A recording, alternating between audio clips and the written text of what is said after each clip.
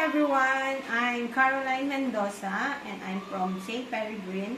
I'm preparing a food for the activity for my patient. I'm going to cook buttered shrimp and for my raw foods. This is my recipe. This is shrimp, butter, onion, garlic, Sprite, sweet and sour for like spicy. Before we do cook, I'm gonna kailangan ko maghugas ng kamay. And then, after that, huhugasan ko ang hipon. And, kailangan tanggalin yung mga like, yung mga nakasiwang na ganito sa hipon. Yung mga nandito, yung mga galamay niya. Bago ko lutuin ang mga okay, after hugasan, imamarinate ko yung hipon sa Sprite. Okay, imamarinate ko yung shrimp sa Sprite. At iiwanan ko ng 30 minutes. Habang hinihintay ko, i-marinate yung shrimp sa Sprite, magkakat muna ako ng onion and garlic. Okay, after natin hiwain ang mga ingredients, ilalagay ko na yung butter. After ng butter, garlic.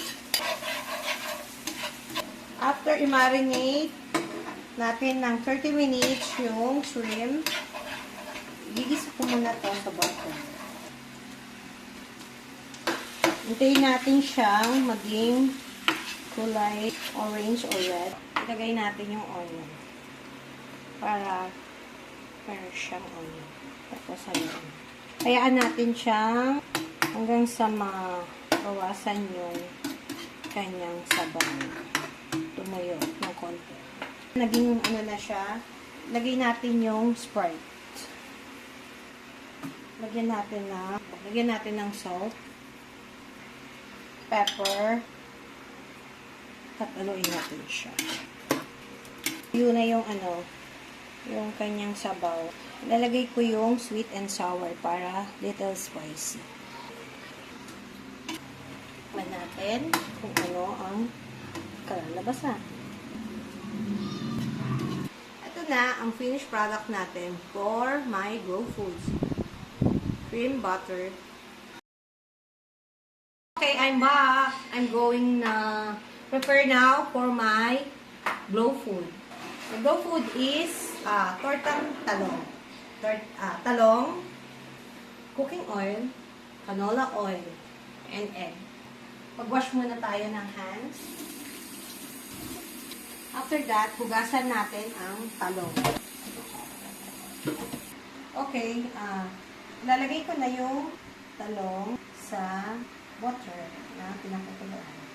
Hintayin natin siyang kumulo at okay, after nating ang napakuluan, okay na siya. Lambot na siya. Hintayin muna natin siyang lumamig. Magre-ready muna ako ng egg para dito sa talong. And then, ibababad muna natin siya. After mga ilang minutes. Lagyan natin ng salt. Konting salt lang. And then, pepper. Para magkaroon ng konting. Lagyan natin. Okay, ito na yung after napakuluan, binalatan ko na siya.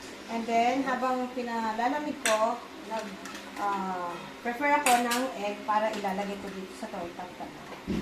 And then, imamarinate ko hanggang 30 minutes. Okay, after nating i-marinate ng 30 minutes, ready to cook na siya. Naglagay na ako ng cooking oil, canola oil, syempre.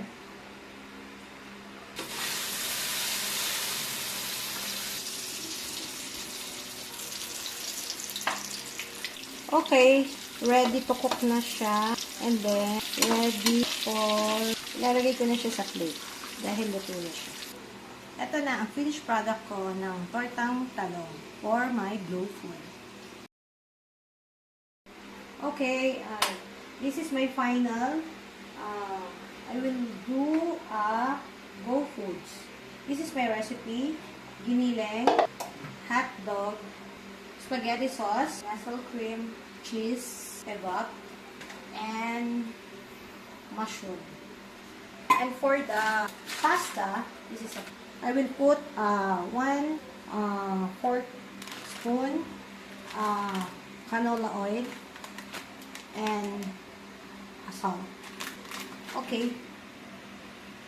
1/4 spoon canola oil.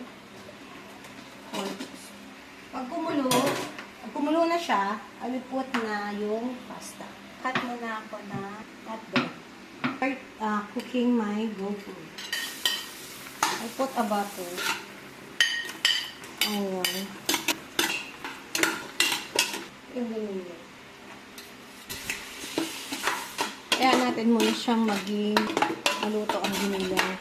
Maging brown. Balikan natin. Ilalagay na natin yung hotdog. Hayaan natin siya munang maluto yung hotdog. Haluin lang natin hanggang sa maluto. Ayan. Okay na yung hotdog. Lagay na natin yung mushroom. After yan, lagay natin yung sauce. Saluin natin. Turn on. 5 minutes. Okay na sa 5 minutes. Ilagay na natin yung kebab. Para siya maging creamy. Nasa sa inyo naman yan kung gusto nyo lagyan o ano. Kasi pag ako yung nagluluto, gusto ko. Perfect. And then, after naman na kebab, lagyan din natin siya ng mussel cream. Para hindi naman maasim. Kasi mas masarap ang creamy kesa sa haluin natin. Halo-halo lang natin. Para hindi masunog. After na, lagyan natin siya ng paminta. Para meron konting spice. So, pakuluan lang natin siya ng konti. Okay, this is my finished product of my spaghetti for my Go Foods.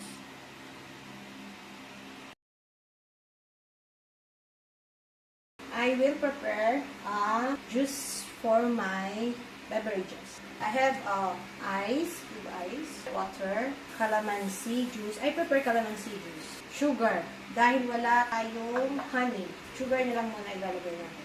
First is, I'm gonna swish the calamansi. So, swish natin muna yung calamansi. Para hindi masama yung buto. Okay, after nating pigain, lagay natin yung kalamansi. And then, konting sugar. Huwag masyadong madami kasi sugar is not good. Lalo na sa mga patient natin. I think it's a small amount lang. Para refresh. Para ma-refresh lang. And then, ice, water.